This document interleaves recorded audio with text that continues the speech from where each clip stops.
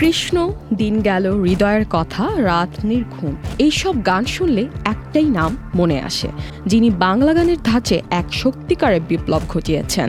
Electronic music, ফোকের নতুন রূপ এবং আধুনিক ছন্দের মেলবন্ধনে বাংলা গানে এনেছে এক অনন্য আধুনিকতা।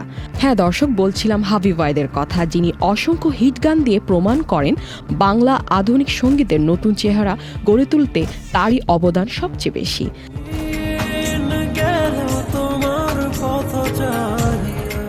তিনি শুধু নিজে গান করেননি, বরং নতুন শিল্পীদেরকেও সুযোগ করে দিয়েছেন।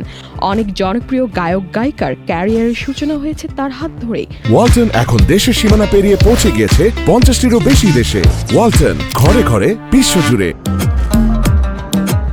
সাম্প্রতিক সময়ে আবার আলোচনায় কেন্দ্রবিন্দুতে এসেছেন তার কোক স্টুডিও বাংলায় সিজন 3 গাওয়া গান মহাজাদু দিয়ে।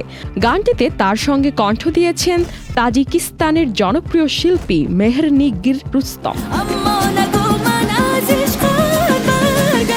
গানের কথাও সুর করেছেন লোককবি খোয়াজ মিয়া, আর অ্যারেঞ্জমেন্ট ও মিউজিক প্রোডাকশনের দায়িত্ব পালন করেছেন হাবিব ওয়াহিদ নিজেই। প্রকাশের পর থেকেই গানটি তুমুল আলোচনার সৃষ্টি করে।